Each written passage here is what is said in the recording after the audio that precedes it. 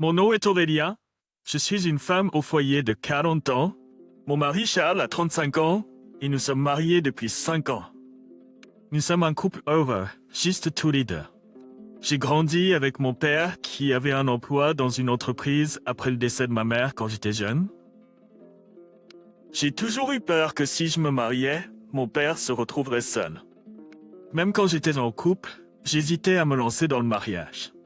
Chaque fois que je parlais de mes doutes, les gens disaient que c'était parce que j'étais une fille à son papa qui aimait trop son père. C'est à ce moment-là que j'ai rencontré mon mari actuel. Il a compris à quel point je tenais à mon père et a même dit qu'il serait d'accord pour qu'on vive avec lui. Cela a scellé l'accord et j'ai décidé de l'épouser. Je suis tellement heureux. Maintenant, je peux rejoindre ta mère au paradis. Ne t'inquiète pas pour moi. Concentre-toi juste sur ton bonheur avec Charles. Charles, je te prie de bien prendre soin de ma fille. Rends-la heureuse, surtout parce qu'elle a dû lutter avec un seul parent. Mon père ne l'avait jamais dit, mais il s'inquiétait que le fait d'avoir été élevé par un seul parent puisse être une raison pour moi de ne pas me marier. Il gère également une agence immobilière en plus de son emploi dans l'entreprise. Nous avons reçu une nouvelle maison en cadeau de mariage de mon père et nous avons vécu heureux. Puis, il y a 2 ans, mon père a pris sa retraite à 65 ans. Après sa retraite, il semblait perdre de son énergie et vieillir rapidement. Alors j'ai commencé à l'appeler tous les jours et à le visiter régulièrement pour prendre de ses nouvelles. L'horaire de travail de mon mari a changé, entraînant plus d'heures supplémentaires. Donc j'ai commencé à rendre visite à mon père encore plus souvent. Un jour, je n'ai pas pu joindre mon père à l'heure habituelle, alors je suis allé le voir. Je l'ai trouvé effondré dans la salle de bain. J'ai immédiatement appelé une ambulance, mais il n'a jamais repris conscience. Les tests ont révélé qu'il avait subi une hémorragie cérébrale et a été hospitalisé. Je lui ai rendu visite tous les jours, mais il ne s'est jamais réveillé et est finalement décédé. J'ai retenu mes larmes en lui faisant mes derniers adieux et j'ai commencé à organiser les funérailles. Les funérailles étaient une petite affaire familiale, mais certains parents sont venus en réclamant leur part d'héritage. Heureusement, mon père avait laissé un testament à mon nom, donc j'ai hérité de toutes ses économies et propriétés. J'ai ressenti l'amour de mon père, même après son départ, et cela a rempli mon cœur. Je n'avais aucune idée que d'autres défis allaient encore venir. La famille de mon mari est généralement raisonnable, mais il y a une belle-sœur qui est terrible avec l'argent. Et Aurélien, tu as hérité de ton père, non? Nous sommes maintenant des sœurs, même si c'est par alliance. Aide-moi, je suis dans le pétrin. Elle est endettée et me demande de l'argent de manière assez effrontée. Je lui ai refusé, mais cela devient stressant. Puis un jour, j'ai reçu un email. C'est une invitation à une réunion de classe. Alors que je réfléchissais à savoir si j'allais y aller, mon mari a pris la parole. Qu'est-ce qui te rend si sérieux? Il y a une réunion de classe qui arrive, mais je n'ai pas vraiment envie, surtout après le décès de papa. Peut-être que ça te changera les idées. Ton père ne voudrait pas que tu sois triste tout le temps. Tu as raison. Encouragé par mon mari, j'ai décidé de la réunion. Quand aussi, moi être vieux amis. Alors que j'étais seul en train de prendre un nouveau verre, un camarade de classe s'est approché de moi. Aurélien, ça fait longtemps. Ah, désolé? Qui es-tu? Aïe, tu ne me reconnais pas? Je suis Coralie. Je ne me souvenais pas vraiment de lui, mais il semblait me connaître. On peut rattraper le temps perdu. Juste à ce moment-là, un de mes vieux amis m'a appelé. Aurélien, où est ce verre? Revenant à la réalité, j'ai dit « Désolé, mes amis m'attendent » et je suis parti. Mon ami s'est rapidement approché de moi, l'air inquiet. Ça va? Ce type t'a dérangé? Non, on discutait juste. Il a dit s'appeler Coralie, mais qui est-il? C'est ce playboy peu fiable de l'équipe de baseball beau et athlétique, tu te souviens? Ah oui, c'est vrai. Il a l'air différent maintenant, donc je n'ai pas reconnu. Fais attention, il est toujours un playboy. Il te regardait? Allez, je suis marié et plus vraiment jeune. J'ai ri de ça à l'époque, mais Coralie a continué à essayer de m'impliquer. J'ai réussi à l'éviter jusqu'à la fin de la première partie de la réunion, mais il m'a ensuite coincé. Pourquoi tu m'évites, Aurélien? Ça fait mal. Peut-être que tu t'intéresses à moi. Ne sois pas ridicule. Pourquoi tu es si sur la défensive? Sois juste honnête. Je suis marié, tu sais. Alors, aime beaucoup de gens mariés continuent de jouer. De plus, je t'ai toujours aimé. Et si on allait boire un verre? Non merci. Si tu veux boire, va à la soirée après. J'ai réussi à me débarrasser de lui et j'ai pris un taxi pour rentrer chez moi. Je pensais que ce serait la fin de Coralie, mais d'autres ennuis m'attendaient. Le lendemain, alors que je travaillais au café où j'ai un travail à temps partiel, un homme familier est entré. En m'approchant avec un verre d'eau, j'ai réalisé que c'était Coralie. Qu'est-ce que tu fais ici? Juste une coïncidence. J'ai de la chance de tomber sur Aurélien. Ne mens pas. Qui te l'a dit? Détends-toi. Laisse-moi passer une commande d'abord. Un café frappé. À contre-cœur, j'ai pris sa commande et fait son café. Pas après avoir fini ça. Il est écrit que les recharges sont illimitées pendant cette période. Je vais prendre mon temps. Après que Coralie ait pris son temps à discuter et à siroter 3 tasses de café, il a finalement payé sa note. Juste pour que tu saches, je serai une habituée ici à partir de maintenant, a-t-il dit, ignorant l'atmosphère. Je pouvais pas exactement mettre dehors un client, donc je me suis retrouvée à servir Coralie tous les jours. J'ai essayé de parler à mon manager, mais sans aucun réel dommage, il n'y avait rien qu'il pouvait faire.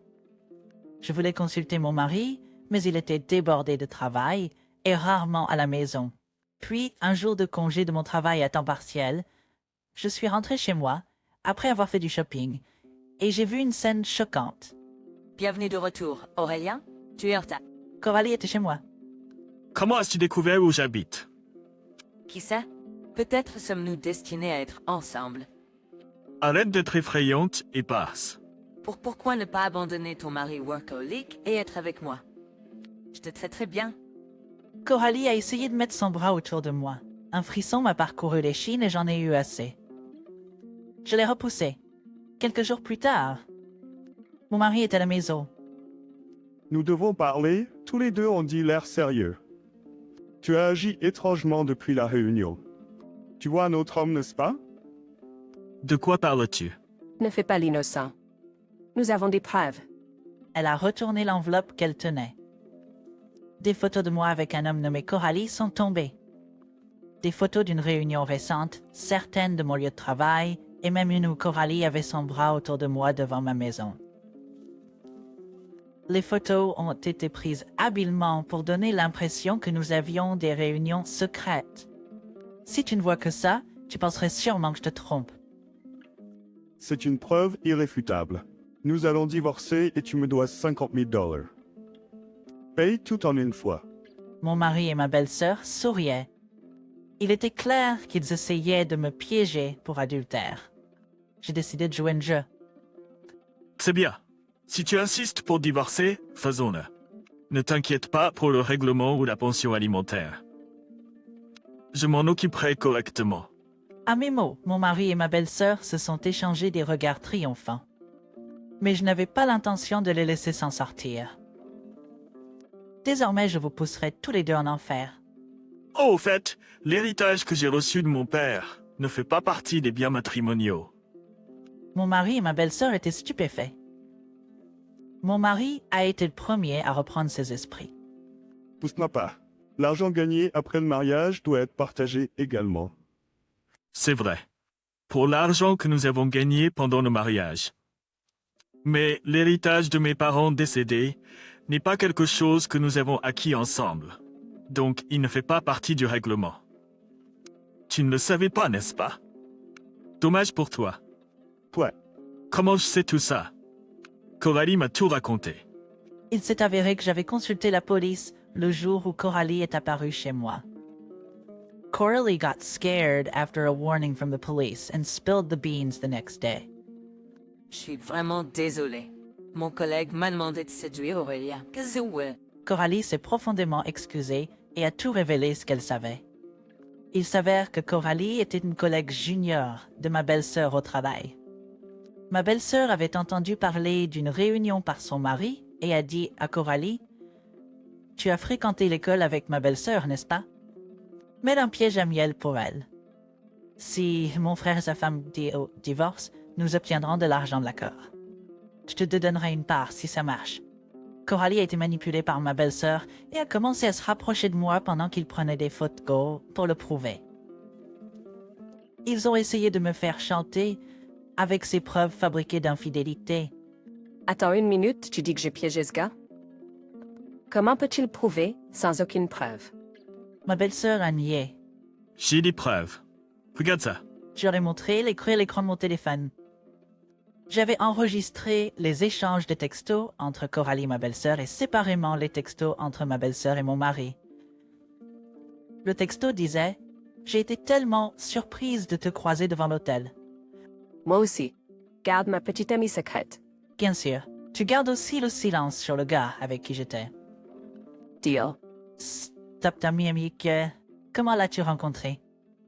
C'est une collègue dans mon département. Nous nous sommes rencontrés après une mutation. Je suis tellement heureux de la voir tous les jours. Si tromper aussi ouvertement et ne pas se faire prendre. Si je dis que c'est des heures supplémentaires, Aurélien ne pose pas plus de questions.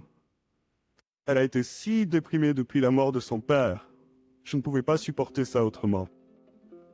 Ouais. Aurélien. En fait, je veux divorcer d'Aurélien et l'épouser. J'ai une idée. Faisons croire qu'Aurélien a trompé. Même si elle ne tombe pas dans le piège à miel. Nous aurons les fautifs.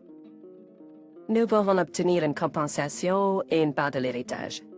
Mon mari et ma belle-sœur ont paniqué après avoir vu le texte enregistré. Comment as-tu eu ça? Charles, que signifie R? Belle-sœur, tu es fiancée et tu trompes aussi. Tu penses que je tromperais juste parce que tu le fais? Donne-moi ce téléphone. Efface-le maintenant. Mon mari a essayé de me prendre le téléphone de force. Oups, maman a glissé. J'ai réussi de justesse à transférer les captures d'écran des échanges de textos à quelqu'un. Mon mari a regardé l'écran du téléphone qu'il venait de me prendre, son visage décoloré. Tu plaisantes, papa. Dépêche-toi.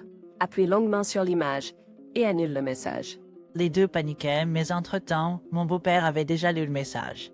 En réalisant que j'avais accidentellement transféré les captures d'écran des SMS à mon beau-père, mon mari et ma belle-sœur sont devenus pâles.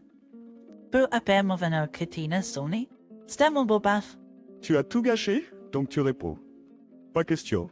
C'était ton idée, Serette. Tu prends la responsabilité. J'ai répondu et tout expliqué à mon beau-père. Ce soir-là, une réunion de famille a été organisée chez mes beaux-parents. Comme prévu, mon mari et ma belle-sœur se sont fait remonter les bretelles. Vous avez tous les deux trompé et essayé de piéger une femme innocente?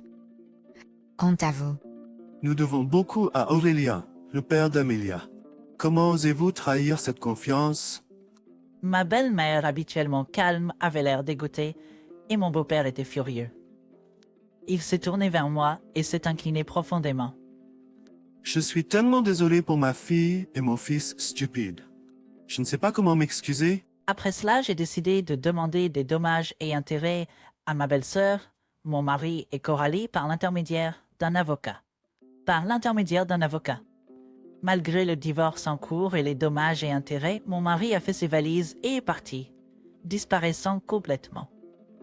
J'ai engagé un détective privé pour enquêter et j'ai découvert qu'il était parti chez sa maîtresse. J'étais abasourdi. J'ai envoyé des documents demandant des dommages et intérêts pour adultère à leurs deux lieux de travail.